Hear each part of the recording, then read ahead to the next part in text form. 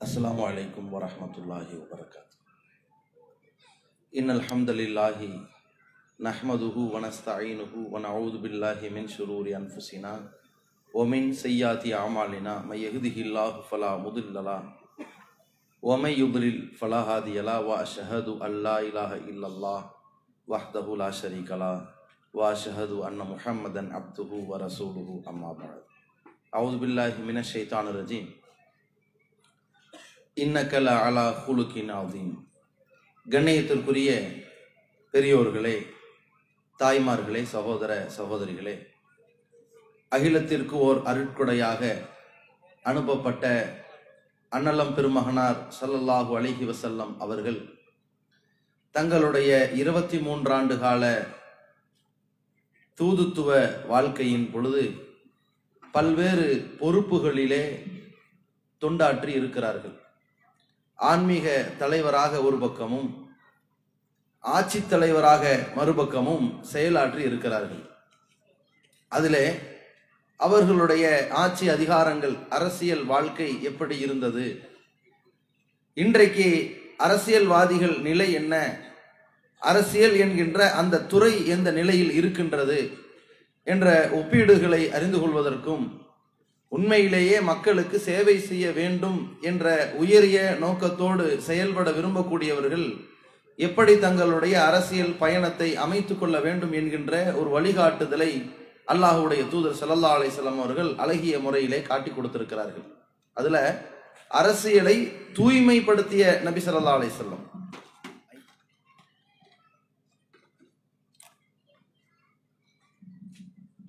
இன்றைக்கு அரசியல் சம்பந்தமாக வாயை திறந்தாலே முதல்ல வரக்கூடிய வார்த்தை அரசியல் என்பது ஒரு சாக்கடை என்று சொல்வார்கள். அவ்வளவு அசுத்தங்கள் அதிலே குடிகொண்டு இருக்கிற காரணத்தினால சாக்கடை என்பார்கள்.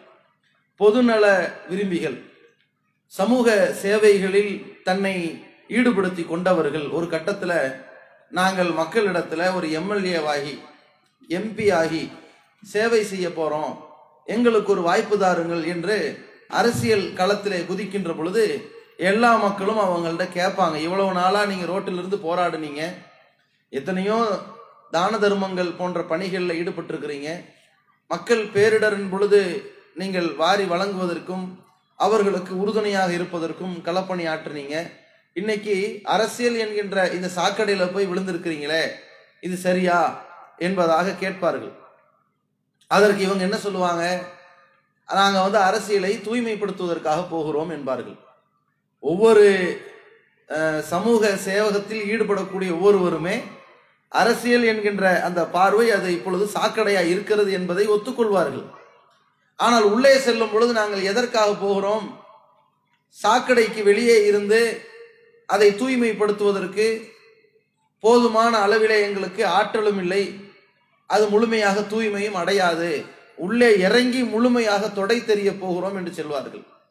ஆனால் என்ன ஆகும் நிலைமை, கொஞ்ச காலம் அவர்கள் சமூக சேவையோடு அந்த மனப்பான்மையோடு உள்ளே நுழைவார்கள்.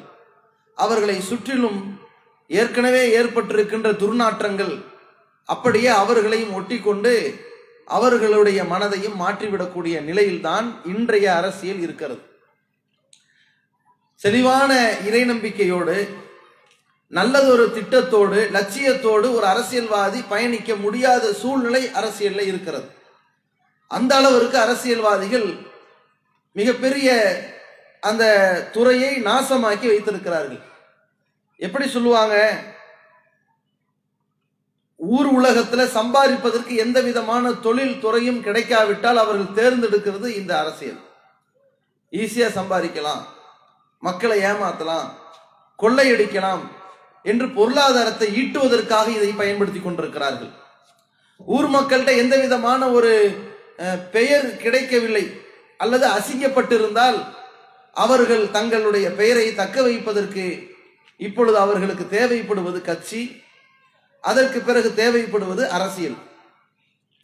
அப்ப என்ன ஆகும், ஊர்ல 4 பேர் தன்னை கவுன்சிலராக புகழ ஆரம்பிப்பாங்க, மேயராக கௌரவிப்பாங்க, எம்எல்ஏவாக வரவேற்பாங்க, எம்பியாக நமக்கு மாலை சூட்டுவார்கள், பிரதமராக கூட உருவாகி விடலாம், அப்புறம் நமக்கு சிலை வைத்து விடுவார்கள் என்கின்ற புகழுக்கு ஆசைப்பட்டு அடிமைப்பட்டு போய் அரசியல் விழுபவர்கள் இருக்கிறார்கள்.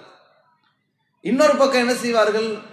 ஆகப்பெரிய குற்ற பின்னணியில் உள்ளவர்கள், கொலகாரன், கொள்ளக்காரன், மோசடி பண்றவன், முடிச்சவிக்கி, முள்ளமாரி, தெல்லவாரி, இவர்கள் என்ன செய்வார்கள்?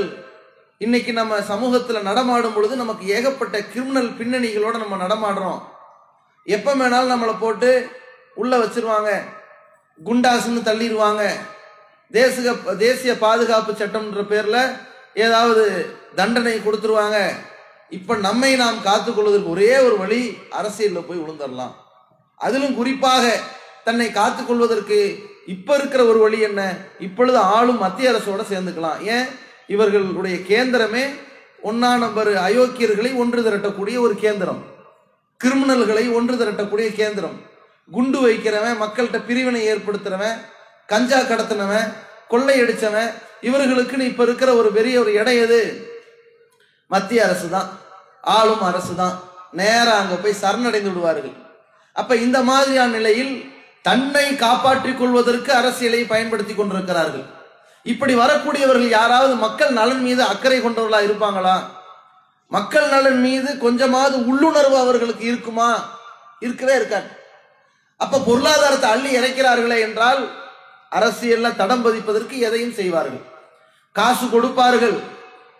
வேட்புமனு தாக்கலுக்கு முன்னால் கட்சியில் விலை பேசுவார்கள். கட்சியில போய் உட்கார்ந்துகிட்டு எனக்கு நீங்க எம்எல்ஏ சீட்டு தாங்க, கட்சி கேட்கும். எவ்வளவு செலவு பண்ணுவ? பல கோடி செலவு பண்ணுவேன். உங்க ஏரியால செல்வாக்கு, அதை நான் பிறகு வாங்கிக்கிறேன். உனக்கு கெட்ட பேர் இருக்குது, அதையெல்லாம் மக்கள் மறந்துடுவான். மறதி ஒரு தேசிய வியாதி, மறந்துடுவான். நான் என் பல கோடிகளை கொட்டி என்று எப்படியாவது உள்ள வந்துடுறேன். ஏன்? இன்னைக்கு முதலீடு போட்டது சில கோடிகள், பிறகு வருமானம் எடுக்க போது பல கோடிகள்.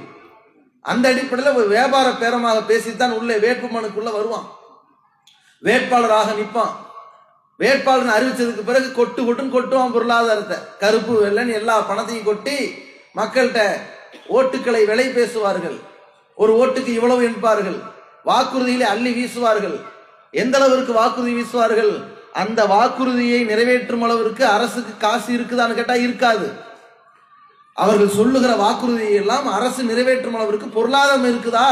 இல்ல. அவர்களுக்கே தெரியும். தமிழ்நாடு அரசு என்ன செஞ்சாங்க? வாக்குறுதி கொடுத்தாங்க. இப்போ நாங்கள் ஆட்சிக்கு வந்தால் ஃப்ரிட்ஜ் கொடுப்போம், அது கொடுப்போம், லேப்டாப் கொடுப்போம், எப்படின்னு சொல்லி ஏகப்பட்ட வாக்குறுதி கொடுக்குறாங்களே. ஏன்பா உன் ஆட்சியில 5 லட்சம் கோடி ரூபாய் கடன்ல இருக்குது, அதுவே உன்கிட்ட டங்கணக்கு ஆடுது. இந்த லட்சணத்துல நீ இவ்வளவு எப்படிப்பா கொடுப்ப? வாக்குறுதி தானே, அல்வா தானே, கொடுப்போம், கொடுப்பார்கள். இதை கடந்த காலத்துல இப்பொழுது ஆளும் மத்திய அரசாங்கமே ஒரு ஒப்புதல் வாக்கு மூலம் கொடுத்தது. இன்னைக்கு மோசடி பண்ணி இவிஎம்ல கையை வச்சு ஆட்சிக்கு வந்த மாதிரி இதற்கு முன்னாடியும் அப்படித்தான் வந்தாங்க. ஆனால் அந்த நேரத்துல இவிஎம் மோசடி ஒரு பக்கம் நடந்தாலும் ஒரு பிம்பம் இருந்துச்சு. பலூனை பெருசா ஊதி விட்டு 56 இன்ச்சுன்னு சொல்லி ஒரு பிம்பத்தை பரப்பிக்கிட்டே இருந்தாங்க. ஊர் முழுக்க பலூனை வச்ச ஏமாத்திக்கிட்டு இருந்தாங்க. குஜராத்தை பாருங்கள், மாடர்ன் குஜராத், மாடர்ன் குஜராத்னு சொல்லி மக்களை ஏமாத்திட்டு பெத்தலாட்டம் பண்ணிட்டு இருந்தாங்க. விளம்பரத்துக்கே பல கோடியை இறக்கினார்கள். செஞ்சாங்களா இல்லையா? அப்ப அவர்கள் தேர்தலை ஜெயிச்சுட்டாங்க. ஜெயிச்சதுக்கு பிறகு அவர்களுடைய கட்சியின் முக்கிய பிரமுகர்கிட்ட போய் கேட்டாங்க, ஆட்சிக்கு வந்துட்டீங்களே, எப்படி வந்தீங்க? அதான் எங்களுக்கு ஆச்சரியமா இருக்குன்னு அவன் சொன்னாங்களா இல்லையா? இல்ல, நாங்க ஆட்சிக்கு வந்தா ஒவ்வொரு இந்திய குடிமகனுக்கு ஒரு வீடு கிடைக்கும். அவங்க வீட்டுல எவ்வளவு 15 லட்சம் ரூபாய் அவர்கள் அக்கௌண்ட்ல போடப்படும் அப்படின்லாம் பேசுனீங்களா இல்லையா? ஆமா பேசணும். நாங்க என்ன ஜெயிப்போம் நினைச்சா பேசணும்? தோத்துருவோம் நினைச்சு பேசணும். ஜெயிக்க வச்சுட்டாங்க. இப்படி பேட்டி கொடுத்தாங்க. அப்ப வாக்குறுதி என்னன்னு புரிஞ்சிருச்சா உங்களுக்கு? வாக்குறுதி 2 வகை. வாயில வடை சுடுறது ஒரு பக்கம், ஏட்டுல எழுதுறது மறுபக்கம். வாயில வடை சுட்டாங்கன்னு அதையெல்லாம் போய் நாளைக்கு கேட்க கூடாது. அன்னைக்கு எங்க ஊருக்கு வரும்போது வாஷிங் மிஷின் சேர்த்தரேன்னு சொன்னீங்களே, சொன்னனும் தவறுதலா வந்துருச்சுன்னு. எழுத்துல வந்துருச்சுன்னா கொஞ்ச நாள் நிற்கும். தேர்தல் அறிக்கை என்ன சொன்னீர்கள், நிறைவேற்றீர்களா அப்படின்னாவது கேட்கலாம். வாயில சொன்னாங்க அதுவும் முடியாது. அதுல என்ன செய்வாங்க? கூட 4 பேர் எங்கள் தலைவன் ஆட்சிக்கு வந்தால் இங்கே தேனாறு ஓடும், பாலாறு ஓடும், ஊன்னு பேசுவான். அதெல்லாம் கணக்குல வராது. ஏன்? தலைவர் பேசுறதுக்கு டைம் ஓட்டுறதுக்குன்னு வச்ச ஆள் எடுபடி பேசுறதெல்லாம் எடுக்கவே எடுக்காது மக்கள்கிட்ட.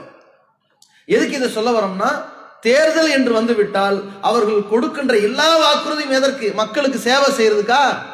இவங்க வந்து உட்கார்றதுக்காக வேண்டி. மக்கள் மீது இவர்கள் அக்கறை கொண்டவர்களாக இருப்பார்கள். ஆனால் எவ்வளவு பேர் கஷ்டப்படுறாங்க, பொருளாதாரத்தில் நலிவடைந்திருக்கிறாங்க, விலைவாசி எல்லாம் உயர்ந்து போச்சே, அவர்களுடைய சிரமத்தில் நம்ம பங்கெடுப்போமே என்று அக்கறைப்பட்டிருப்பார்கள். இவர்களுக்கு இரக்கமும் இல்லை, மனிதநேயமும் இல்லை, நலம் நாடுறதும் இல்லை, எந்த விதமான கருணையும் இல்லை. இவர்களே மகா கொடூரக்காரர்கள் தன்னை காப்பாற்றிக் கொள்வதற்காக அரசியலை கையில் எடுத்தார்கள். இதாங்க யதார்த்தம். இப்படியே பார்த்து பார்த்து படு மோசமாக இருக்கிற நிலையில தேர்தலுக்கு முன்னாடி மக்கள்கிட்ட ஓட்டை விலை பேசுவார்கள், தேர்தலுக்கு பின்னாடி அரசியல்வாதிகளை விலை பேசுவார்கள், இருக்கிறதையெல்லாம் விற்பார்கள். இன்னைக்கு இருக்கிற ஆட்சியாளர்கள் மத்திய அரசாங்கத்துல கைவந்த கலை நல்ல ஒரு வியாபாரி. எப்படிப்பட்ட வியாபாரி? இருக்கின்றது எல்லாம் தனியார் மையத்துல தள்ளி விட்டாச்சு. இந்த ரயில்வே எடுத்துக்க, விமானம் எடுத்துக்க, அப்படி எல்லாமே போயிடும். எதை மட்டும் விலைக்கு வாங்குறாங்க? முக்கியமான ஒரே ஒரு கொள்கை, எதை விலைக்கு வாங்கணும்? இருக்கிற ஊர்ல இருக்கிற எம்எல்ஏ எல்லாம் விலைக்கு வாங்கிடலாம். ஏன்? ஓட்டு போட்டு மக்கள்கிட்ட இருக்கிற அந்த நாணயம் நமக்கு வராது. மக்கள் நம்மளை நம்ப மாட்டாங்க, நம்மளை ஜெயிக்க வைக்க மாட்டாங்க. மக்கள் மூலமாக எம்எல்ஏக்கள் நம்முடைய கட்சிக்கு கிடைக்காது. அப்போ ஏற்கனவே மக்களை நம்ப வச்சு கழுத்தறுத்து துரோகம் பண்ணி ஒருத்தன் வந்து உட்கார்ந்துருக்கானே, அவன் நாணயமா நடக்கணுமா இல்லையா? மக்கள் நேர்மையா இருக்கணுமா இல்லையா? சேவை செய்யறேன்னு சொல்லிதான ஓட்டுகளை பொறுக்கினார்கள். அந்த சேவை செய்தவர்கள் 5 வருஷ காலம் நேர்மையா இருக்கணுமா இல்லையா? 5 ஆண்டு காலம் நான் கட்சி தாவல்ல ஈடுபட மாட்டேன், என் கட்சி தவறான கொள்கைக்கு போனால், மக்களுக்கு துரோகம் இழைத்தால், மக்களுக்கு ஊறு விளைவித்தால், என் எதிர்கட்சியை விட படு மோசமான மக்கள் விரோத அரசாக செயல்பட்டாலே தவிர கட்சி மாறுதல் செய்ய மாட்டேன். இதெல்லாம் நியாயமான உடன்படிக்கையில் தானே. கட்சி மாறுதல் செய்ய மாட்டேன், எந்த கட்சிக்காரண்டையும் விலை போக மாட்டேன்னு சொல்லித்தானுங்க ஓட்டுக்களை வாங்கினாங்க. 5 ஆண்டுகள் முடிகிற பொழுது டக்குனு கட்சி மாறுறாங்கன்னா இவங்க நோக்கம் என்ன? மக்களுக்கு சேவை செய்யணுமா? இவர்களை காப்பாத்திக்கணும். நல்லா யோசிச்சு பாருங்க. ஒரு எம்எல்ஏவுக்கு அந்த தொகுதியில் இருக்கிற மக்கள் எவ்வளவு பேர் நம்பி ஓட்டு போட்டிருக்கிறாங்க. மக்கள் ஓட்டு போட்டார்கள்னா எதற்கு போட்டார்கள்? பாதி பேர் எதற்கு போட்டாங்க தெரியுமா? நீங்க வந்து எங்களுக்கு ஏதாவது செய்யணுங்கிறதுக்காக போட்டார்கள். மீதி பேர் எதற்கு போட்டாங்க தெரியுமா? அதிலும் குறிப்பாக முஸ்லிம் கிறிஸ்தவ சிறுபான்மை மக்கள் எதற்கு போட்டார்கள் தெரியுமா? எவனோ கண்டவனெல்லாம் ஆட்சிக்கு வந்து எங்களை எதையும் செய்திடக்கூடாது என்பதற்காக. நல்லவர்கள் வர வேண்டும் சில பேர் நம்பி போட்டவர்கள் இருக்கிறார்கள். பாவிகள் வந்துவிடக் கூடாது, இவனாவது வந்துட்டு போட்டும் நினைச்சு போட்டவர்கள் இருக்கிறார்கள். ஒவ்வொரு காலத்திலும் முஸ்லிம் சமுதாயம் எலெக்ஷனை சந்திப்பது, ஓட்டுக்களை வழங்குவது ஒன்னே ஒண்ணு இந்த காரணம் தான். இல்லாட்டி அந்த குப்பையும் எங்களுக்கு தேவையில்லைன்னு போய்கிட்டே இருப்பார்கள். எவனுக்கு ஓட்டு போட மாட்டேன்னு ஒதுங்கிடுவாங்க. ஏன் ஓட்டுக்கள் போடுறாங்க? ஒவ்வொரு ஊர்லயும் தேர்தல் வரும்போது முஸ்லிம்கள் ஒரு முடிவுக்கு உள்ளாய் வராங்களே, எதற்காக? இவர்கள் வந்தால் எங்களுக்கு சட்டசபையில் குரல் கொடுப்பார்கள், இவர்கள் வந்தால் எங்களுக்கு இடஒதுக்கீடை மீட்டு தருவார்கள், இவர்கள் வந்தால் எங்களுக்கு பாராளுமன்றத்தில் நியாயத்தை முழங்குவார்கள். இதுக்கா? இதுக்கு இல்ல. இவர்கள் வந்தால் எங்களுக்கு கொள்ளி வைக்க மாட்டார்கள், இவர்கள் வந்தால் எங்களை கழுத்தை நெரிக்க மாட்டார்கள், இவர்கள் வந்தால் எங்களை கொள்ளையடிக்க மாட்டார்கள், இவர்கள் வந்தால் எங்கள் மத உரிமையில் தலையிட மாட்டார்கள், என்ன செய்யறானோ இல்லையோ இவங்களை சாகடிக்க மாட்டா என்பதற்காக ஓட்டு போடுவார்கள். அதான நிலைமை. அந்த நம்பிக்கையாவது இவர்கள் காப்பாற்றுகிறார்களா? இல்ல. என்ன பண்றான்? உங்களை நம்ப வச்சு கழுத்தறுத்து எம்எல்ஏவை உட்கார்ந்து எதிர்கட்சிக்காரனோட தாவறான்னா, அவன்கிட்ட விலை போறான்னா, இது எவ்வளவு பெரிய அயோக்கியத்தனம். மொத்த மக்களுக்கும் அரசியலையே கேவலமாக தெரிகிறது. காரணம், இந்த அளவிற்கு கேவலப்படுத்தி இருக்கிறார்கள். சுயநலத்தின் அடிப்படையில், சந்தர்ப்பவாதத்தின் அடிப்படையில் இருக்கிறார்கள். இப்படிப்பட்ட மக்கள்கிட்ட உண்மையான அரசியல்னா என்ன, உண்மையான அரசியல்வாதினா எப்படி நடக்கணும் என்பதை ஒட்டுமொத்த உலகத்திற்கும் காட்டி கொடுத்தவர்கள் நபிகள் பெருமகனார் ஸல்லல்லாஹு அலைஹி வஸல்லம். எல்லா துறையிலையும் பாருங்க, அரசியல் என்று உள்ள வந்துட்டா அதுல இருக்கிற எல்லா கிளைகளையும் அல்லாஹ்வுடைய தூதரின் வழிகாட்டுதல் அப்படியே டார்ச் லைட் மாதிரி மக்கள். நான் டார்ச் லைட், அது எந்த கட்சிக்காரன் சின்னன்னு வேற தெரியாது, அது ஒரு பிரச்சனை. பிரகாசிக்கின்ற வகையில ஒரு பேரொளியா இருக்கும். அல்லாஹ்வுடைய தூதர் அப்படித்தான் நடந்திருக்கிறார்கள். சம்பாதிக்கிறதுக்காக வேண்டி ஆட்சியை எடுத்துக்கிட்டாங்களா கையில? நபிகள் நாயகம் ஸல்லல்லாஹு அலைஹி வஸல்லம் அவர்கள் யார்கிட்டையும் போய் ஓட்டுக்களை வாங்கல. நம்ம சிஸ்டம் வேற, நம்ம நாட்டு சிஸ்டம் வேற. நம்ம நாட்டு சிஸ்டம் வேறனாலும் கூட, அவர்கள் காலம் மன்னராட்சியா இருந்தாலும் கூட அல்லாஹ்வுடைய தூதர் அவர்களுக்கு அந்த பொறுப்பு சுமத்தப்பட்டது. பொறுப்பேற்றார்கள், மன்னராக செயல்பட்டார்கள். ஆனால் இறை தூதர்களை பொறுத்தவரை ஊர் மக்கள் அனைவரும் ஒருவரை தலைவர் என்று, ஆட்சி தலைவர் என்று, ஆட்சியாளர் என்று நியமித்து விட்டார்களே ஆனால், அல்லது இறைவனே ஒருவரை நியமித்து விட்டானேயானால் அவர்களுக்கு கீழ்ப்படிவது தூதர்களின் பொறுப்பு. என்னை விட பெரிய ஆள் உண்டா, என்ன மீறி நீ தலைவனாயிருவியா என்கின்ற ஏற்குமாறான பேச்சுக்கள் தூதர்கள்ட்ட இருக்காது. கடந்த காலங்களில் நடந்த நிகழ்வை பற்றி அல்லாஹ் குர்ஆனில் சொல்கின்றான். ஒரு கட்டத்தில் ஒரு கொடிய மன்னன் இருக்கிறான். அந்த ஊரில் கடும் கொடுமை செய்கின்றான். அநியாயக்காரர்களுடைய கொடுமை தாங்க முடியல. அந்த ஊர் மக்கள்லாம் என்ன செய்யறாங்க, தாவூத் அலைஹிஸ்ஸலாம் அவங்கள்ட்ட போய் புகார் பண்றாங்க. அவர் தூதர். அப்ப தாவூத் அலைஹிஸ்ஸலாம் போய் புகார் பண்ணும்போது அவர் கேட்கிறாரு, உங்களுக்கு என்ன கோரிக்கை இருக்குது? அவங்க கேட்கிறாங்க, இபாஸ்லனா மலிக்கன், எங்களுக்கு ஒரு ஆட்சியாளரை ஏற்படுத்துங்க, மன்னரை ஏற்படுத்துங்க. நுகாத்திலு ஃபீ சபீலில்லாஹ், நாங்க ரொம்ப அநியாயமா பாதிக்கப்பட்டிருக்கிறோம், எங்களை எல்லாம் கொல்ல வராங்க, எங்கள் பிள்ளைகளை கொல்ல பார்க்கறாங்க, எங்கள் உரிமைகள் பறிக்கப்பட்டு இருக்குது, அதனால் நாங்கள் இறைவழியில போராடணும். இறைவழியில போராடணும்னா ஒரு கவர்மெண்ட் தான் அதை செய்யணும். அப்ப அவங்க முறையிட்டாங்க, இபாஸ்லனா மலிக்கன் நுகாத்திலு ஃபீ சபீலில்லாஹ், எங்களுக்கு ஒரு ஆட்சியாளரை மன்னரை ஏற்படுத்துங்கள், நாங்கள் அல்லாஹ்வின் பாதையிலே போரிடுவோம். நாங்க உடனே தாவூத் அலைஹிஸ்ஸலாம் கேட்டாங்க, உங்களுக்கு ஒரு ஆட்சியாளரை அல்லாஹ் நியமனம் செய்து விட்டானே ஆனால் நீங்க கட்டுப்பட்டு நடக்கணும், மாறு செய்யக்கூடாது, எங்களை விட பெரிய ஆள் உண்டுமான்னு பேசக்கூடாது என்று சொல்லி தாவூத் அலைஹிஸ்ஸலாம் சொல்லிடுறாங்க.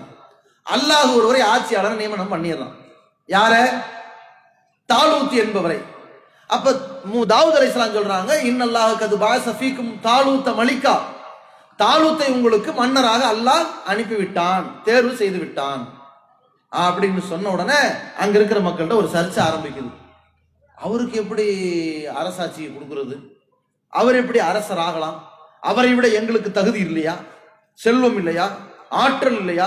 அதிகாரம் இல்லையா? அவர் செல்வம் இல்லாதவர் போல இருக்கு. ஆனால் அல்லாஹ் அவருக்கு தகுதி இருப்பதற்காக கொடுத்திருக்கிறான். அந்த உத்தரவு போடுகிற இடத்தில் அல்லாஹ் இருக்கிறான், அதை மறுக்கவே கூடாது. அந்த மக்கள் அதை பேசுறாங்க. அப்ப என்ன ஆகுது? தாவூத் அலைஹிஸ்ஸலாம் சொல்லிட்டாங்க, அவர் தான் ஆட்சியாளர், அல்லாஹ் சொல்லிட்டான் கட்டுப்படுனாங்க. கட்டுப்படுன்னு சொன்னது மட்டும் இல்ல, இறை தூதராக இருந்த தாவூத் அலைஹிஸ்ஸலாம் அந்த தாலூத் என்பவருடைய அரசாட்சியின் கீழ் ஒரு தளபதியாக வேலை பார்த்தாங்க. இதை புரிந்து கொள்ள வேண்டும். ஆன்மீக தலைவராக இருந்தாலும் நான் ஒரு தூதர், நான் மார்க்கம் வழிகாட்டிக்கிட்டு இருக்கிறேன். இந்த நேரத்தில் எனக்கு மேல ஒரு மன்னரை போட்டா என்ன ஆகுறது? கிளாஷ் ஆகுமா ஆகாதா? ஏன் சொல்றது கேட்பாங்க, நான் சொல்றது கேட்பாங்களா, மன்னர் சொல்றது கேட்பாங்களான்னு சொல்லி அவர் வாதிடல. மன்னர் என்று வந்து விட்டால் நான் அதில் ஒரு தளபதியாக வந்து நிற்பேன், அல்லது ஒரு ஊழியராக வந்து நிற்பேன், அவர்களுக்கு தோளோடு தோல் கொடுப்பேன்னு தாவூத் அலைஹிஸ்ஸலாம் வந்து நின்னாங்க. இதுதான் வரலாறு, இதுதான் தூதர்களின் நடத்தையும் கூட. அதே போல ரசூலுல்லாஹி ஸல்லல்லாஹு அலைஹி வஸல்லம் அவர்கள் மன்னராகவே நியமிக்கப்பட்டார்கள், ஏற்றுக்கொண்டார்கள். ஏற்றுக்கொண்ட நேரத்தில் அவர்களின் பொருளாதார சூழ்நிலை என்னவா இருந்துச்சு? அல்லாஹ்வுடைய தூதர்கள் கடந்த காலங்களில் எல்லாம் செல்வந்தராக இருந்தாங்க, நல்ல தொழில் சக்கரவர்த்தியா இருந்தாங்க, நல்ல வியாபார திறமை யுக்தி கொண்டவர்களாக இருந்தாங்க.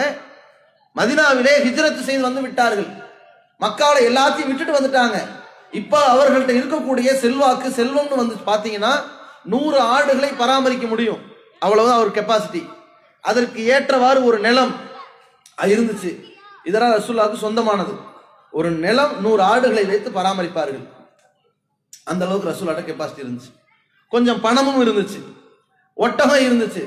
எந்த அளவுக்கு அந்த காசுகள், தங்க வெள்ளி காசுகள் சொல்வார்களே, எந்த அளவுக்கு இருந்துச்சு? அந்த ஊர்ல போய் இடம் வாங்குற அளவுக்கு இருந்துச்சு. இதை வைத்திருந்தார்கள். அந்த ஊருக்கு வந்தார்கள். இப்ப ஆட்சி தலைவர் ஆயிட்டாங்கல்ல, ஏற்கனவே இறை தூதர் தானே, அவங்கெல்லாம் மக்கள்லாம் சேர்ந்து இவரை மன்னர்னு அறிவிச்சிட்டாங்கல்ல. அப்படி இருக்கும்போது அங்கே ஒரு இறை இல்லம் கட்டப்பட வேண்டும் என்ற ஒரு முடிவுக்கு வராங்க ரசூலுல்லாஹ். அந்த இறை இல்லம் எங்கே? தன்னுடைய ஒட்டகம் போய் ஒரு இடத்துல அமர்கிறது, இங்கேதான் இறை இல்லம் கட்ட போறோம். இது யாருக்குரியது? இது வந்து சஹ்லு சுஹைலா 2 அனாதை சிறுவர்களுக்குரிய இடம் அப்படின்னு. உடனே சரி, அதெல்லாம் விலைக்கு வாங்கிக்கிறேன், விலைக்கு தரீங்களான்னு கேட்டாங்க. அவங்க என்ன சொன்னாங்க? நாங்க விலைக்கு தர மாட்டோம், அன்பளிப்பா தான் கொடுப்போம், காசு வாங்க மாட்டோம்ன்றாங்க. ஆனா அதுக்கு ரசூல் என்ன பண்ணாங்க? அதெல்லாம் முடியாது, கண்டிப்பாக முழு செலவையும் பொறுப்பெடுத்து விலைக்கு வாங்கினார்கள். எதை? தனக்கு தேவையான ஒரு இடம், இறைவனை வணங்குவதற்கு தேவையான இடம். அந்த மஸ்ஜிது நபவிய அதனுடைய 90% பகுதி இறை இல்லமாக இருந்தது. குறுகலான ஒரு ஓரம், 5க்கு 5 கூட இடம் இல்லை. அல்லாஹ்வுடைய தூதர் அவர்கள் சஜிதா செய்வார்களே ஆனால் ஆயிஷா ரலியல்லாஹு அன்ஹா அவர்கள் கால் நீண்டிருந்தால் அவங்க சஜிதா செய்யும்போது காலை மடிக்கணும், அப்பதான் சஜிதா செய்ய முடியும். அந்த அளவிற்கான ஒரு இடத்தை தன் இல்லமாக அமைத்துக் கொண்டார்கள். ஒரு ஆட்சி தலைவர், ஒரு மன்னருடைய அரண்மனைன்னு சொல்றதா இருந்தா அதுதான். கதவு கூட இல்ல, இருக்கிற பாயை வச்சு கதவாக்கிட்டாங்க. அந்த நிலையில ரசூலுல்லாஹ் வாழ்ந்தாங்க. தன்னுடைய 10 ஆண்டு காலம் மதீனால ஆட்சி செஞ்சாங்கல்ல, அந்த ஆட்சி காலத்துல தங்களுடைய பொருளாதாரத்தை மேன்மைப்படுத்துவதற்காக ஏதாவது கை வச்சாங்களா, சம்பாதிச்சாங்களா, கொள்ளையடிச்சாங்களா, அல்லது மக்கள்கிட்ட அன்பளிப்புன்னு சொல்லி அள்ளி கூச்சாங்களா, என்ன சேர்த்தாங்கன்னு காட்ட முடியுமா? ஒண்ணுமே இல்லை. 10 ஆண்டு காலம் அல்லாஹ்வுடைய தூதர் இறக்கும் போது அவங்களுடைய பேங்க் பேலன்ஸ் என்ன? இன்னைக்கு ஆட்சியாளர்களான இவர்களை எல்லாம் எம்எல்ஏ எம்பின்னு சொல்லி வரும் பொழுது இவங்க சொத்து என்ன, வரதுக்கு முன்னாடி என்ன, வந்த பின்னாடி என்ன காட்ட சொல்லுங்க பாப்போம். அவன் பேர்ல சொத்து, பினாமின்னு வச்சிருப்பான், அவன் பேர்ல வச்சா நிறைய வரி கட்டணும். அவங்க மனைவி பேர்ல சொத்து, அவங்க மச்சான் பேர்ல சொத்து, அவங்க சின்ன மச்சான் பேர்ல சொத்து, அவங்க பக்கத்து வீட்டுக்காரன் தூரத்து சொந்தக்காரன் பேர்ல சொத்துன்னு எல்லாரும் பேர்லயும் சொத்து இருக்கும். அவன்லாம் இதுக்கு முன்னாடி எப்படி இருந்தான் அதையும் காட்டு. இவன் பேங்க் பேலன்ஸ் மட்டும் காட்டணும்னு சட்டம் வச்சிருக்கிறையே, நீ யாரை எம்எல்ஏ ஆக்குறியோ அவனுடைய மனைவியின் பேங்க் பேலன்ஸை காட்டு, சொத்து மதிப்பை காட்டு, ஆதாரத்தை வெளியிடு, அவர் பிள்ளையனுடைய சொத்து மதிப்பையும் வெளியிடு, அவருடைய பெற்றோருடைய சொத்து மதிப்பை வெளியிடு, அவருடைய சொந்த பந்தங்கள் சொத்து மதிப்பெல்லாம் இதுதான் டிக்ளேர் பண்ணிட்டு ஆட்சிக்கு வா. ஏன் நம்ம நாட்டினுடைய சட்டத்தின் ஓட்டை என்ன? அவன் சொத்து மதிப்பு போடுவான். இவ்வளவுதான் இருக்கும். ஆட்சியில வந்து உட்கார்ந்ததுக்கு பிறகு 5 வருஷம் கழிச்சு அதற்கு பிறகு வெளியிடுவார். தன்னுடைய சொத்துல இருந்து ஒரு 20 லட்சம் கூடி இருக்கும். பாத்தீங்களா? ஏழை தாயின் மகன் யாரு? 10 லட்சம் ரூபாய் கோட்டு போட்டு திரிவார். ஏழை தாயின் மகன். இப்படிதான் ரசூலுல்லாஹ் இருந்தாங்களா? ஆட்சி அதிகாரத்தை வச்சு காசு சம்பாதித்தார்களா?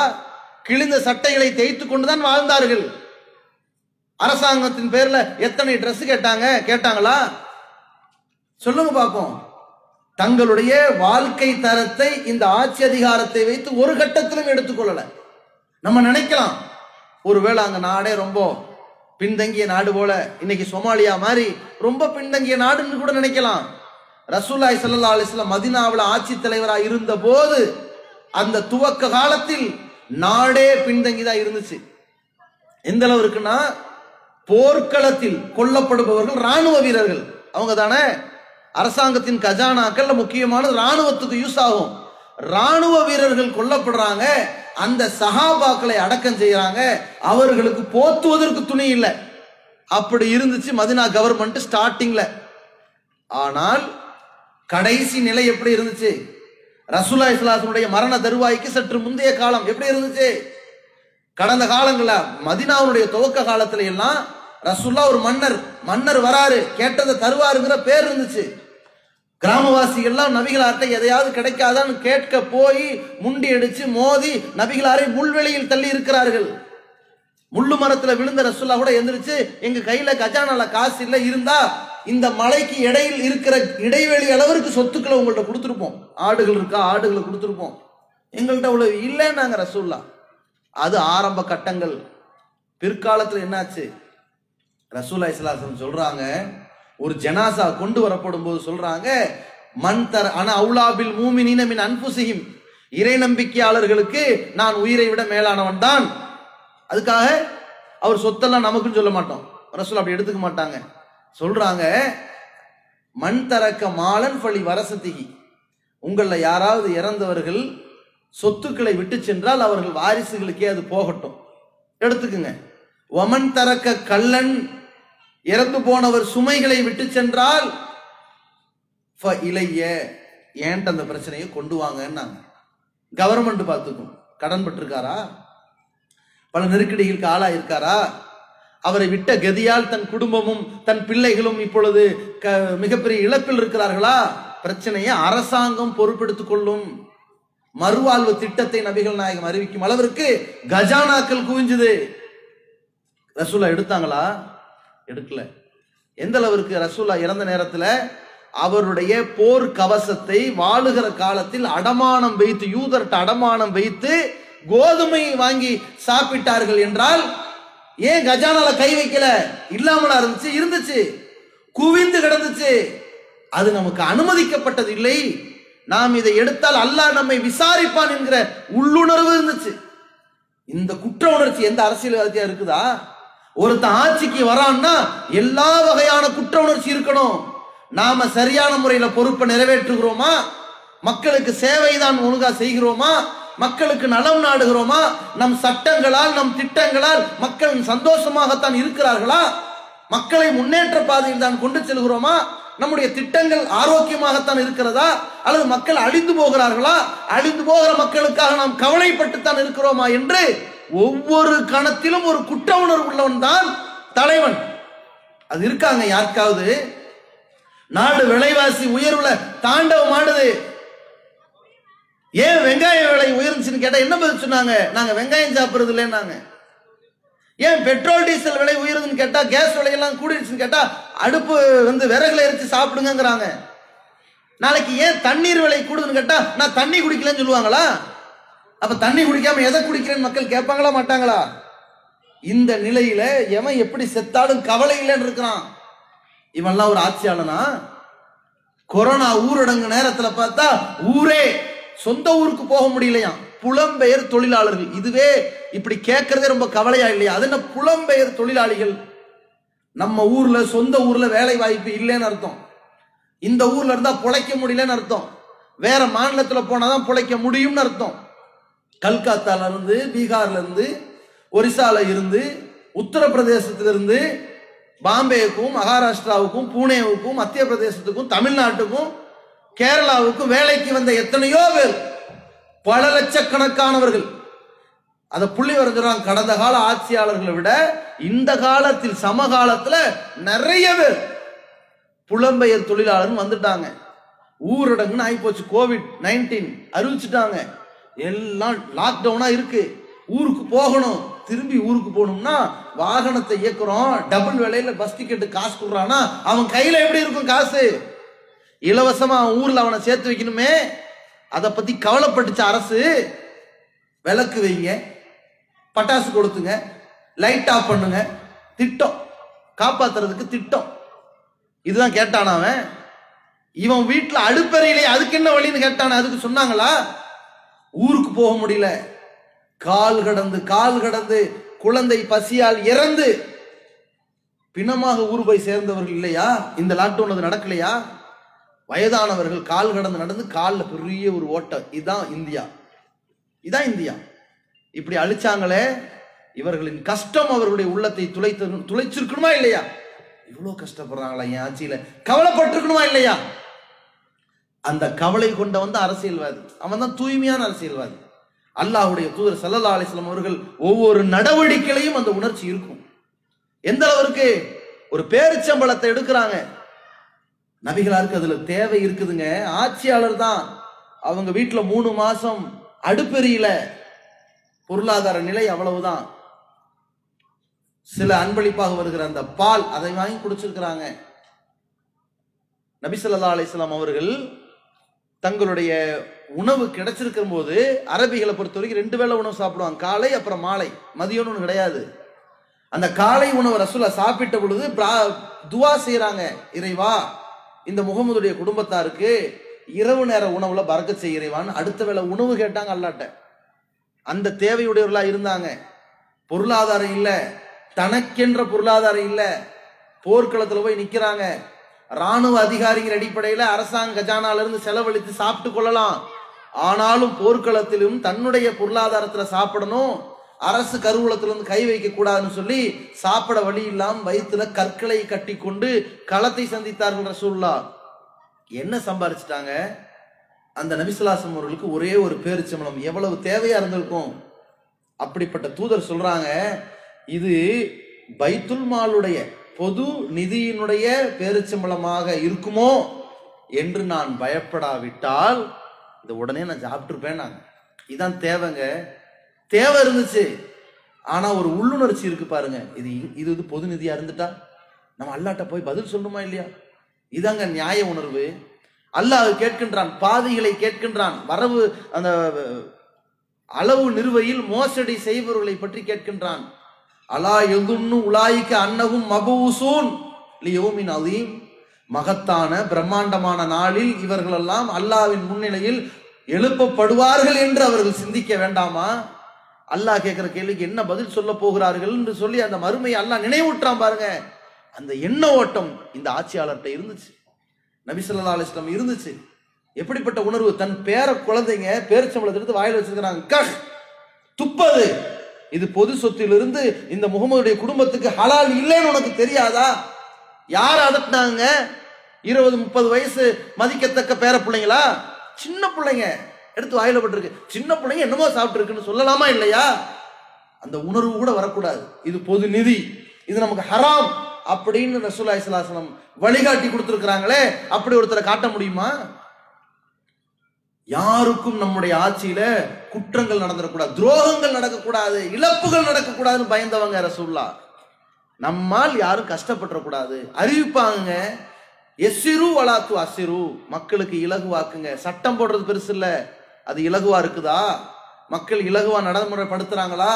அதுல நிம்மதியா வாழ்றாங்களா? அப்படி சட்டம் போடுங்க. வலாத்து அஸ்ஸிரு, இத மார்க்கத்தை பத்தி ரசூலுல்லாஹ் சொல்லல, இது மார்க்க சட்டங்களை ரசூலுல்லாஹ் போட சொல்ல. மார்க்க சட்டத்தை அல்லாஹ் பூர்த்தி பண்ணி கொடுத்துட்டான். இதுதான் மார்க்கம்னு சொல்லி கொடுத்துட்டான். இன்னத்தீன யுஸ்ருன்னு ரசூலுல்லாஹ் சொல்லிட்டாங்க. மார்க்கம் லேசானதுன்னு அதையும் சொல்லி முடிச்சுட்டாங்க. ரசூலுல்லாஹ் சொல்றது கவர்மெண்ட்டுக்கு, ஒரு ஆட்சியாளருக்கு, குடிமக்களுக்கு எப்படி நடந்துக்க வேண்டும்னு சொல்றாங்க. எஸ்ஸிரு வலாத்து அஸ்ஸிரு, 2 பேரை ஒரு ஊருக்கு ஆளுநரா அனுப்புறாங்க. அந்த ஊர் மக்களுக்கு தலைவரா போய் நிக்கிற, மக்களுக்கு இலகுவாக்கு சட்டங்களை. வலாத்து அஸ்ஸிரு, மக்களை கஷ்டப்படுத்திடாதீங்க. பஷிரு, உங்கள் திட்டங்களால் மக்களுக்கு நீங்கள் கொடுக்கிற அறிவிப்புகளால் நற்செய்தி சொல்லுங்க. ஆஹா, ஒரு அறிவிப்பு வந்திருக்கு, நம்ம நாடு நல்லா இருக்கு, நம்ம ஊர் நல்லா இருக்கு, நம்ம முன்னேற்ற பாதையில போய்கிட்டு இருக்கோம்னு அவங்க மகிழ்ச்சி அடையணும். வலாத்து நஃபிரு, நீ போடுற சட்டத்தை கேட்டுட்டு அவன் விரண்டு ஓடுற மாதிரி பண்ணாதீங்க. நாங்களே இவங்க தான் ரசூலுல்லாஹ். இன்னைக்கு இவங்க போடுற சட்டத்தை ஒவ்வொன்றும் பார்த்தா அடுத்து என்ன சொல்ல போறாங்களோ, இரவு 12 மணிக்கு பிரதமர் அறிவிக்க போறாரா, என்னத்தாக போகுதுன்னு பயப்படுற மாதிரில வச்சிருக்கிறான். ரூபாய் நோட்டு செல்லாதுன்னா பலரையும் இல்ல, இந்தியா மக்களை எல்லாத்தையும் கையில வச்சிருக்கிற நல்ல நோட்டை எல்லாம் கள்ள நோட்டு அறிவிச்சு நடுத்தரல நிப்பாட்டினா. 500 1000 செல்லாது, இனிமேல் அது கள்ள நோட்டு, அவ்வளவுதானே அர்த்தம். எல்லாம் கொண்டு பேங்க்ல கொட்டுன்னு இருக்கிற பணத்தை எடுத்துக்க. அத்தியாவசிய தேவைக்காக வேண்டி இவ்வளவு ரூபா தான் எடுத்துக்க முடியும், கல்யாணம்னா இவ்வளவுதான் எடுத்துக்க முடியும், இன்னென்ன வேலையா இவ்வளவுதான் எடுத்துக்க முடியும், மருத்துவம்னா இவ்வளவுதான் எடுக்க முடியும், கலெக்டர்கிட்ட போய் பர்மிஷன் வாங்கிட்டு வான்னு அலக்களுக்கு சட்டம் போட்டான். அதே ஆட்சியாளர்கள் இதுல அநியாயமான முறையில கோடானு கோடி ரூபாய் ஒருத்தன் வச்சிருக்கிறான். அவன் தன் பிள்ளைக்கு பெரும் ஆடம்பரமா பெங்களூர்ல கல்யாணம் பண்றான். என்னடா அது, இவ்வளவுதான் செலவழிக்கும், நீங்க பேங்க்ல இவ்வளவுதான் வந்து பணம் எடுக்கும், நீங்க அவங்க கையில இவ்வளவு பணம் எப்படி போச்சு? பதில் சொல்ல முடிஞ்சதா?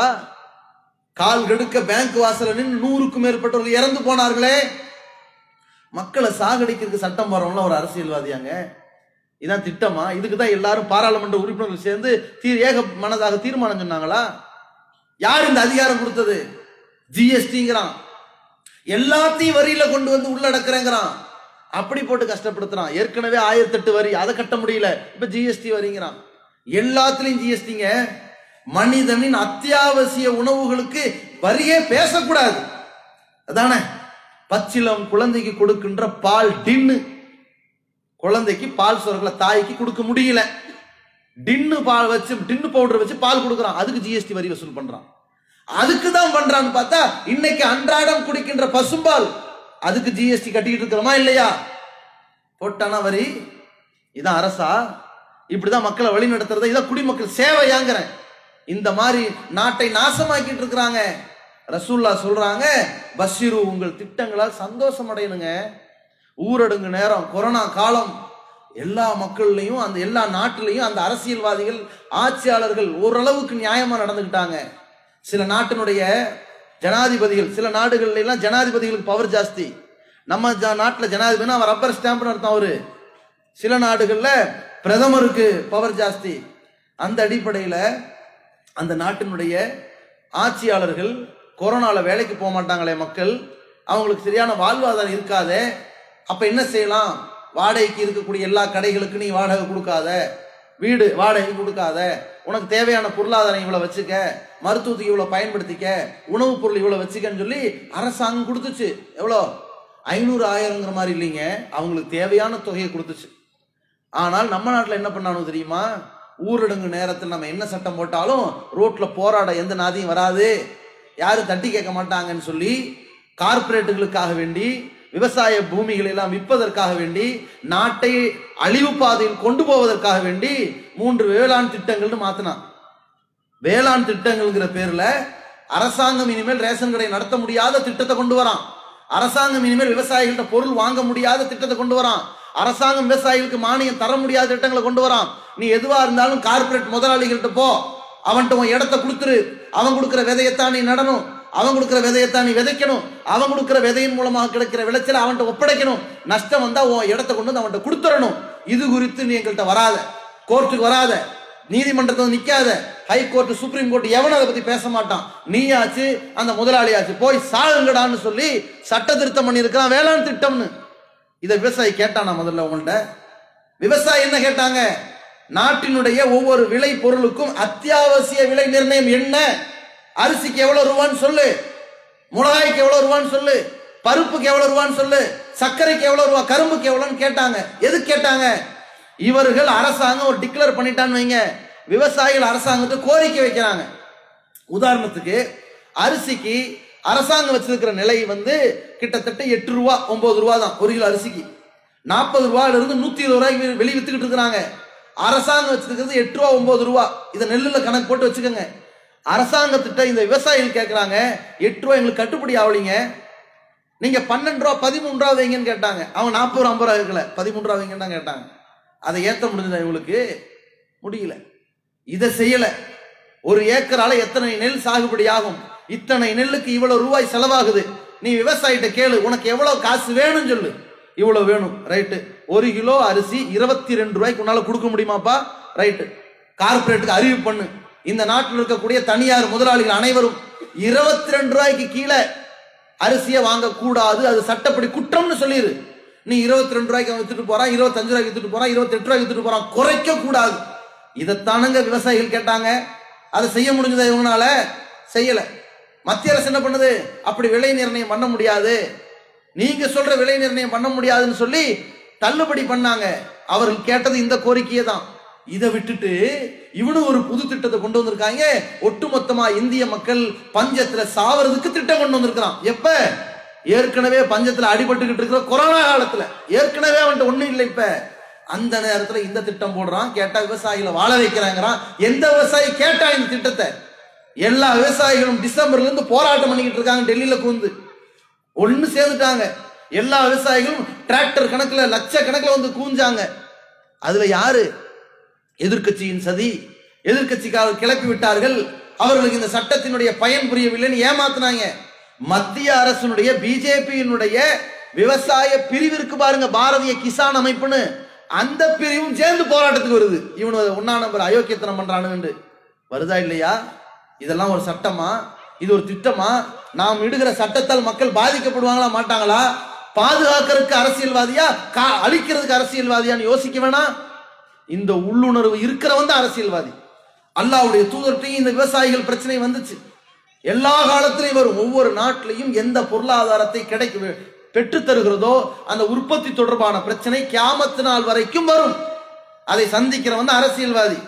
அப்ப ரசூலுல்லாஹ்ட்ட வருது, இந்த மாதிரி கோதுமைக்கும் பேரிச்சம்பழத்துக்கும் விவசாயிகள் அவங்க இஷ்டத்துக்கு விலை போடுறாங்க, எங்களால சரியா வாங்க முடியல, நீங்க விலையை குறைங்கன்னாங்க. ரசூலுல்லாஹி ஸல்லல்லாஹு அலைஹி வஸல்லம் என்ன வார்த்தை சொன்னாங்க? மன்னர் தானே, நான் அதுல தலையிட முடியாதுட்டாங்க. ஏன்? அவன் வியாபாரம் பண்றான், அவன் என்ன விலையோ போட்டுட்டு போட்டோம், கஷ்டம் அவனுக்கு தான் தெரியும். சரிங்களா? அந்த வேதனையும் வலியும் அவர்களுக்கு தான் தெரியும். அப்ப ரசூலுல்லாஹ் சொல்றாங்க, நான் விலை நிர்ணயம் பண்ண மாட்டேன், அவங்க என்ன விலை நிர்ணயம் பண்றாங்களோ அதை நான் குறைக்க மாட்டேன். நான் ஏதாவது பண்ணி நாளை மறுமை நாளில் அல்லாஹ்விடத்தில் எனக்கு எதிராக ஒருத்தன் நின்று அவனுடைய உயிருக்கோ அவனுடைய உடைமைக்கோ நான் துரோகம் செய்ததாக அவன் என்னைக்கு எதிராக வழக்காடிவிடக் கூடாது என்று நான் அல்லாஹ்வை அஞ்சுகிறேன். யாராலையும் நான் பாதிக்கப்படக்கூடாது, யாராலையும் நம்ம நரகத்துக்கு போகக்கூடாதுங்கிற ஒரு பயம் ஒரு ஆட்சியாளருக்கு இருந்தா அந்த மக்களுக்கு சரியான திட்டங்களை போடுவாங்க. அந்த எண்ணம் ரசூலுல்லாஹ்ட்ட இருந்துச்சு. அப்படி நடந்தோமா?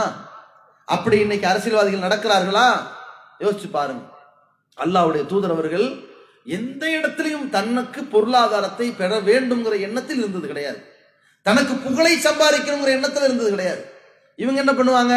ஆட்சிக்கு வர்றதற்கு ஒரு பயங்கரமான புகழாரங்கள், வந்ததுக்கு பிறகு ஆட்சியில் இருக்கிற முக்காவாசி காசு இவர்களை விளம்பரப்படுத்துறதுக்கு செலவிடுவார்கள். நியூஸ் பேப்பர்கள்ல இருந்து, தொலைக்காட்சியில இருந்து, இணையதளங்கள்ல இருந்து கோடான கோடி ரூபாய் கொட்டுவார்கள். விளம்பர செலவு மட்டும் பல லட்சம் கோடி போய் நிற்கும்.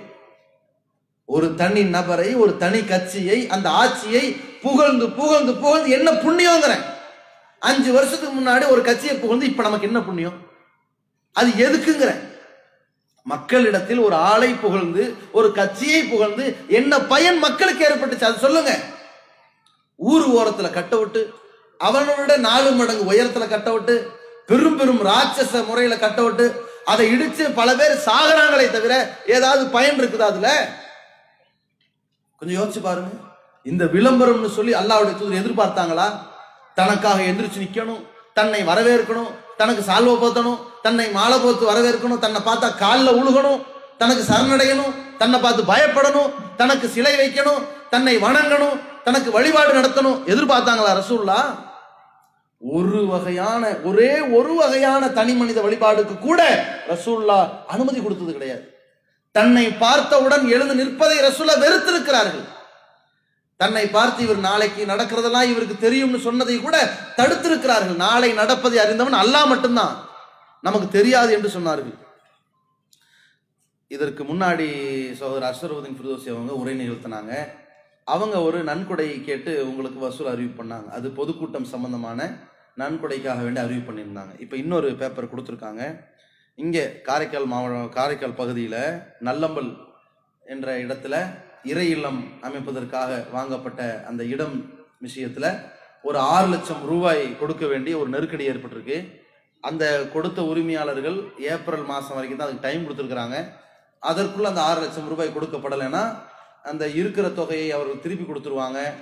திருப்பி கொடுத்துட்டாங்கன்னா அதே இடத்துல இப்பொழுது வாங்கின இடம் மாதிரி ஒரு இடத்தை அந்த தொகைக்கு வாங்க முடியாது. அது பெரும் நஷ்டத்தில் போய் விட்டுரும். அதை அனுசரித்து இந்த 6 லட்சம் ரூபாய் ஒரு ரொம்ப நெருக்கடியில பொருளாதார உதவி கேட்டு வந்து நிற்கிறாங்க. அல்லாஹ்வுடைய திருப்தியை நாடி இப்போ சகோதரர்கள் வருவாங்க, நீங்க அள்ளி கொடுக்குமாறு கேட்டுக்கொள்கிறோம். அப்ப நபிகள் நாயகம் ஸல்லல்லாஹு அலைஹி வஸல்லம் அவர்கள் நாளை நடப்பதை அல்லாஹ்வை தவிர யாரும் அறிய மாட்டான் என்பதை அங்கே உணர்த்தினார்கள் என்றால் காரணம் என்ன? தன்னை முன்னிலைப்படுத்திடக்கூடாது. அதுக்குதான். தன்னை பார்த்து யாரும் பயப்படக்கூடாது, தனி நபராக தன்னை யாரும் துதிக்க கூடாது, புகழ் பாடக்கூடாது. அதுக்கான இடம் கொடுத்தது கிடையாது ரசூலுல்லாஹ். சஹாபாக்கள் திடீர்னு சில பேர் ரசூலுல்லாஹ் தகுதியானவர்கள் தான், ஆனாலும் அவர்களை பார்த்து அஸ்ஸையது யா செய்யுதுன்ட்டாங்க. தலைவா, எப்படிப்பட்ட தலைவன்? நீங்க தான் எல்லாமே, அந்த செய்யுது, நீங்க தான் எல்லாம் அப்படின்ட்டாங்க. உடனே ரசூலுல்லாஹி ஸல்லல்லாஹு அலைஹி வஸல்லம் சொன்னாங்க, யார் தலைவன்? தலைவன் யாரு? இன்னல்லாஹ் தபாரக வ தஆலா செய்யுது. தலைவன்னா யார் தெரியுமா? நம்ம எல்லாருக்கும் தலைவன் அல்லாஹ் தான். நீங்க என்ன இப்படி சொல்லாதீங்க, நீங்க வரம்புகளோடு நடந்துக்கங்க, ஷைத்தான் உங்களை திசை மாற்றி விடக்கூடாதுன்னு நாங்க ரசூலுல்லாஹ் எப்படி அந்த வரம்புகளை உணர்த்தினாங்கன்னு பாருங்க. இப்படி தன்னை முன்னிலைப்படுத்தாதவன் நபிகள் நாயகம் ஸல்லல்லாஹு அலைஹி வஸல்லம். எந்த கட்டத்திலும் சரி மக்களோடு மக்களா சகஜமாக நடந்தார்கள். அவர்களை பார்த்த உடனே சிலர் தன்னுடைய பாவனைகளை மாற்றிக்கொள்ள வேண்டும் என்று ஒருபோதும் விரும்பியது கிடையாது. சில பேர் செய்தாங்க, நம்மளை பார்த்தா பணியணும், குனியணும், காலில் விழுகணும் என்று எதிர்பார்ப்பார்கள். ஒரு துளி எதிர்பார்ப்பு கூட ரசூலாட்ட இருக்காது. ஒரு கட்டத்தில் முன்ன பின்ன தெரியாத ஒரு ஆளு ரசூலா பார்த்து கொஞ்சம் பதறாங்க. அப்ப கூப்பிடுறாங்க, வா, பயப்படாது, நான் யாரு? காஞ்சு போன உப்பு கண்டத்தை சாப்பிட்ட ஒரு பெண்ணுக்கு பிறந்தவன் நான், என்ன பார்த்தா நீ பயப்படுற? அப்படி சொல்லி சகஜமா இருந்தாங்க. 4 பேர் அமர்ந்து சாப்பிட்ற இடத்துல தன்னை ஒருவராக இணைத்துக் கொண்டு ரசூலா அமர்ந்து சாப்பிட்டார்கள் என்பது வரலாறு. இப்படி இருப்பாங்களா? ஆட்சியாளர்கள் இதை விரும்புவார்களா? யோசிச்சு பாருங்க. தான் படுத்த படுக்கையாக மரண தருவாயில் இருக்கும் போது கூட லா தஜாலு கபரி ஈதா, என்னுடைய அடக்கத்தலத்தை வழிபாட்டு தலம் ஆக்காதீங்க நாங்க ரசூலுல்லாஹி ஸல்லல்லாஹு அலைஹி வஸல்லம். இன்னைக்கு நபிகள் நாயகத்தின் பெயரால் பெரியார்கள், மகான்கள், முன்னோர்கள் கொடி மரங்கள்ங்கிற பேர்ல அதை வழிபடுறதும், அதை பூஜிப்பதும், அதற்கு பாத்தியா ஓதுவதும் போன்ற செயல்கள்லாம் முஸ்லிம்களின் பெயரால் சிலர் செய்து கொண்டிருக்கிறார்கள். அது இஸ்லாத்துக்கு விரோதமானது. அல்லாஹ்வும் அவன் தூதரும் காட்டித்தராத, கண்டனம் தெரிவித்த, எச்சரித்த செய்திகள்.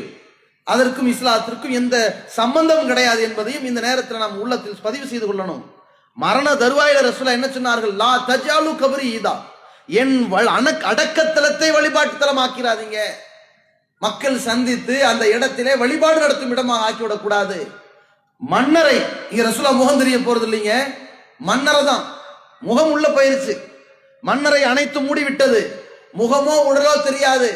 இந்த மூடப்பட்ட இடத்திற்கு கூட முக்கியத்துவம் கொடுக்கப்படாது என்றால் எப்படிப்பட்ட உணர்வில் அந்த சகாபாக்கள் இருந்தாங்க. ரசூலுல்லாஹ்க்கு போர்டு மாட்டி வைக்கல, ரசூலுல்லாஹ்க்கு சிலை வடிச்சு வைக்கல, ரசூலுல்லாஹ்வுடைய அடக்கத்தலத்தை வழிபாட்டு தலமாகவும் ஆக்கல. இப்படி தன் வாழ்க்கையை தூய்மையாக நடத்தி கொண்டவர்கள் நபிகள் நாயகம். அவ்வளவு மக்களோட மக்களா இருந்தாங்க. இப்படி இருந்தாதான் அது தூய்மையான அரசியல். இவங்க அப்படி இருக்கிறாங்களா?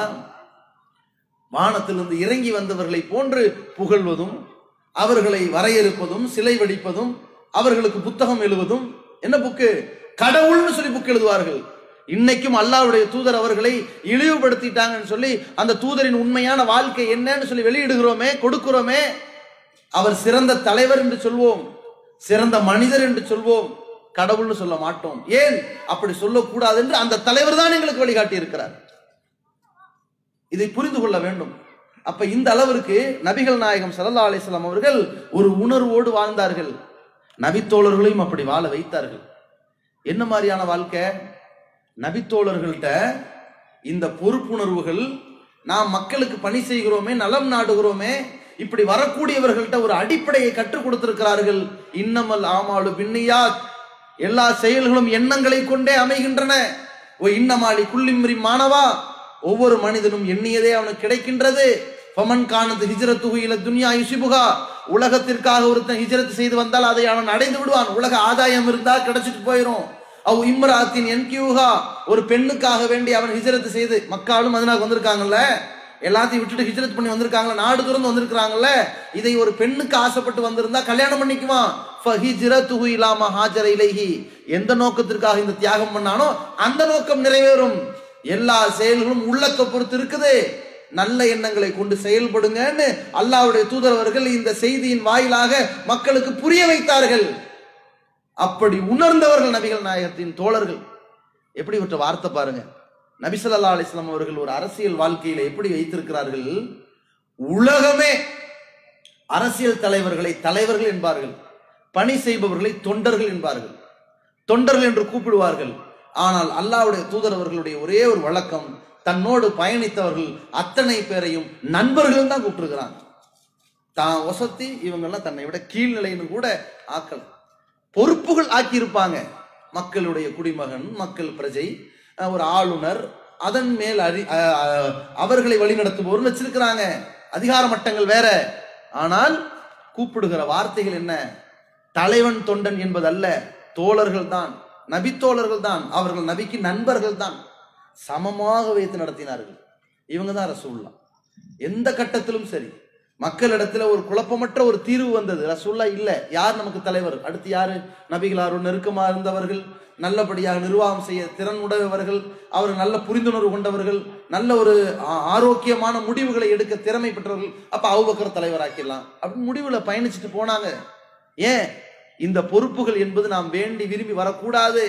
அல்லாஹ் கொடுத்து விட்டா நாம சரியான முறையில் பணியாற்றணும். ஏன்? மக்கள் நலம் நாடுவதுதான் இஸ்லாம்.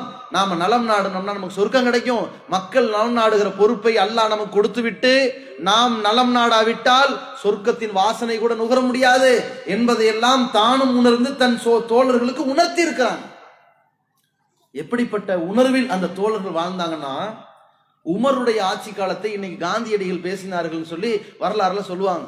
உமருடைய ஆட்சி இந்தியாவில் இருக்குமானால் இந்தியா என்னைக்கோ சுதந்திரம் அடைஞ்சிருக்குமாங்க. அப்படி ஒரு பயங்கரமான ஒரு திட்டங்களை அமைத்திருக்கிற ஆட்சி.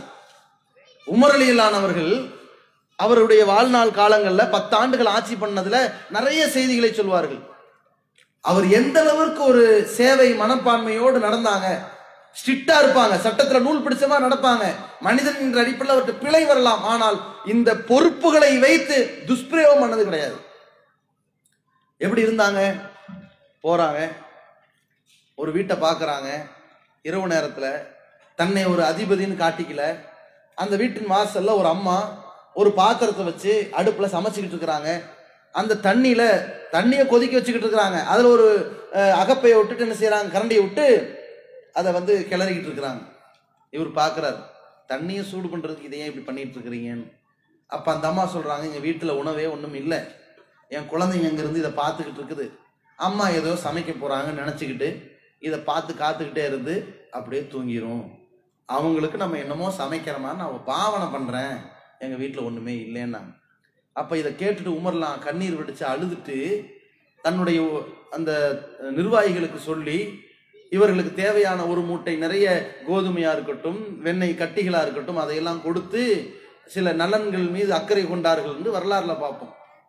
உமர் ரலியல்லாஹு சொல்வார்கள், இந்த ஆட்சிக்குட்பட்ட பகுதி, அதுல ஃபுராத் நதி ஒரு நதி, இந்த ஃபுராத் நதிக்கரை ஓரம் ஒரே ஒரு ஆடு சாப்பாட்டுக்கு வழி இல்லாமல் இறந்து விட்டது என்று ஒரு செய்தியை நான் கேள்விப்பட்டால் நாளை மறுமை நாளில் நான் அல்லாஹ்விடத்தில் பதில் சொல்லியாக வேண்டும். எப்படிப்பட்ட குற்ற உணர்ச்சி பாருங்க. ஒரு ஆடு சாப்பாட்டுக்கு வழி இல்லைன்னா இந்த ஆட்சி மோசம்னு அர்த்தம்.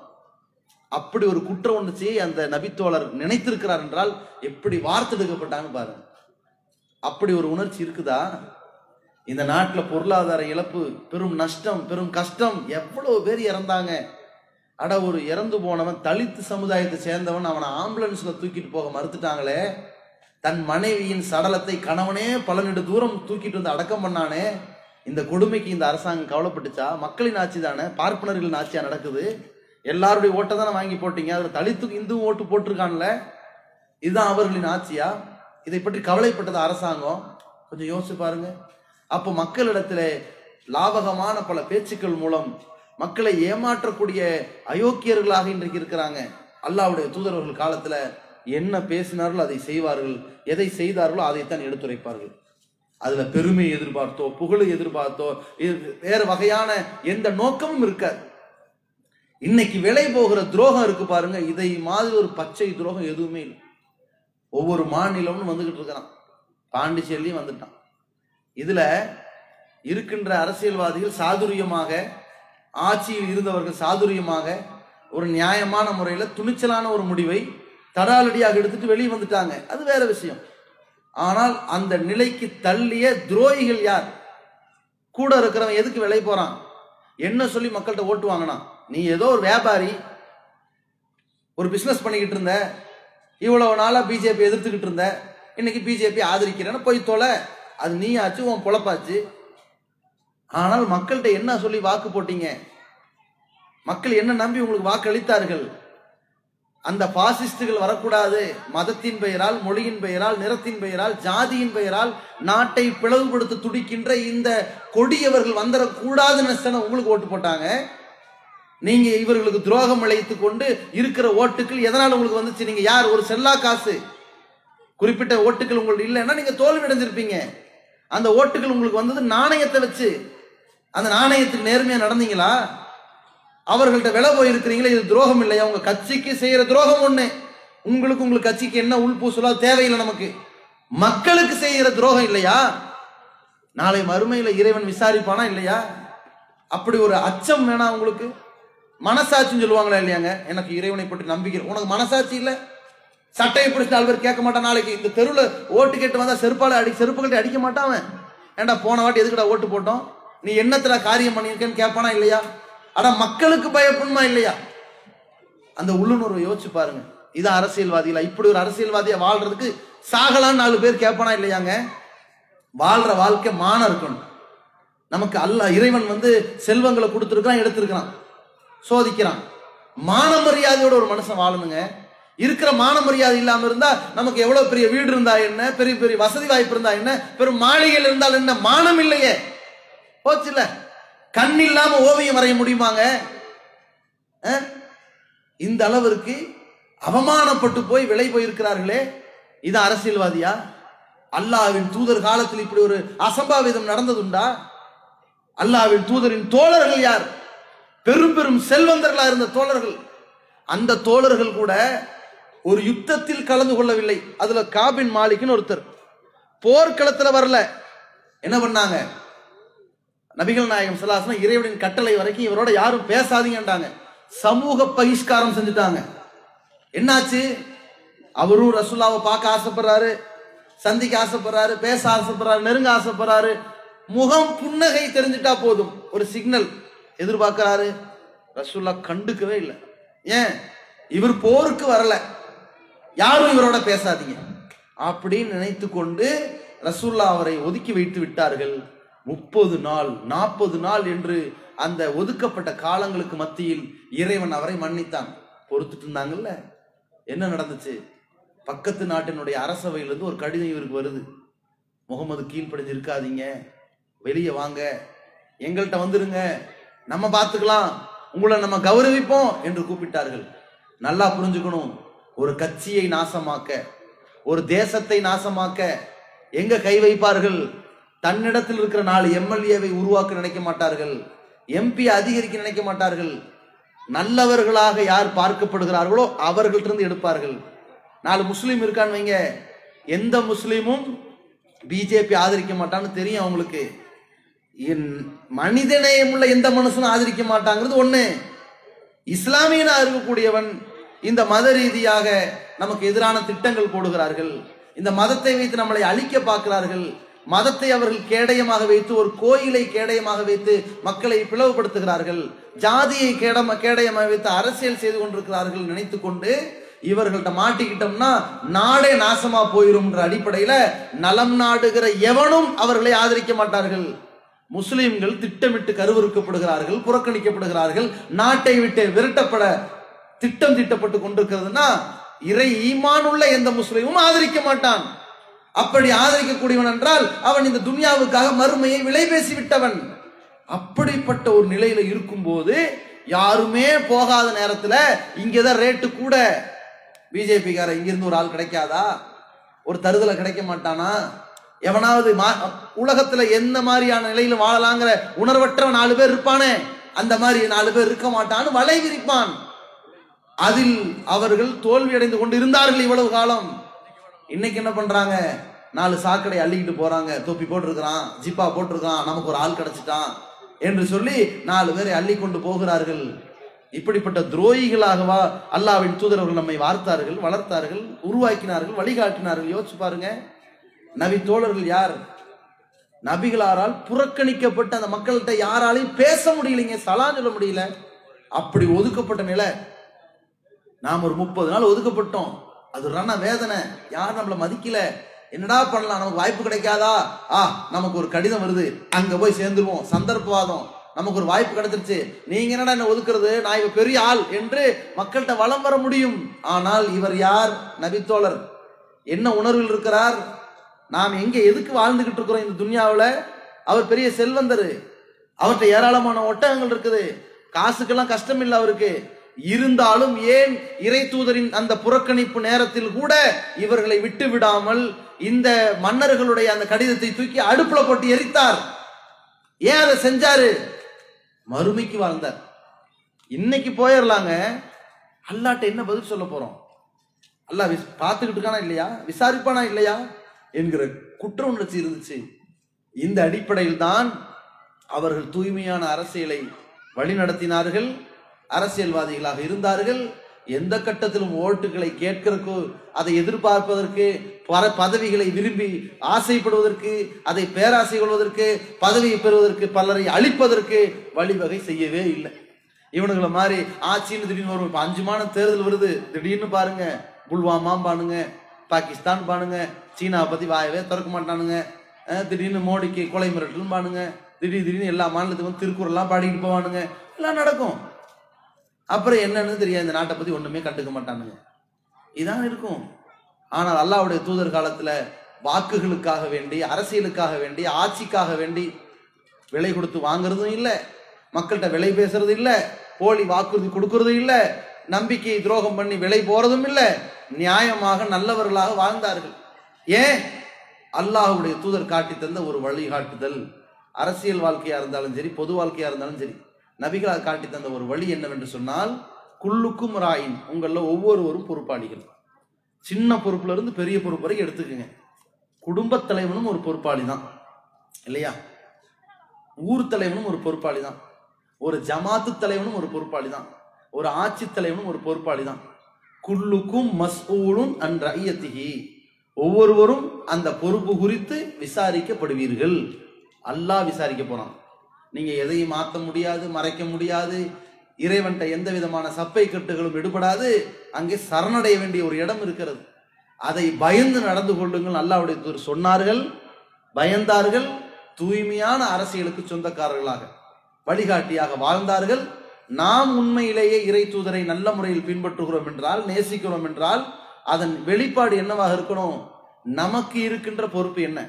நம்ம ஒரு கிளை தலைவரா, மாவட்ட தலைவரா, ஒரு இயக்கத்தின் தலைவர்களா, அல்லது இருக்கிறதுலே எந்த தலைவரும் இல்லை, சாதாரண ஒரு உறுப்பினர் தான், குடும்பத்துக்கு தலைவர் தானே, அதுல கரெக்டா இருக்கிறோமா, பொறுப்பா நடந்துக்கிறோமா, நாளை மறுமையில் அல்லாஹ்ட்ட என்ன பதில் சொல்ல போறோங்கிற வகையில நம்முடைய செயல் திட்டங்கள் இருக்குதா என்பதை உணர்ந்து உரசி பார்த்து நம்முடைய வாழ்க்கையை நாம் அமைத்துக் கொள்ள வேண்டும். மார்க்கம் என்பதே அது அடுத்தவர் நல்லா இருக்கணுங்கிற நலம் நாடுவதுதான் இஸ்லாம். அதை உணர்ந்தவர்களாக எல்லாம் வல்ல அல்லாஹ் ரப்புல் ஆலமீன் நம் அனைவரையும் ஆக்கியல்வானாக. அஸ்ஸலாமு அலைக்கும் வரஹ்மத்துல்லாஹி வபரகாத்துஹு.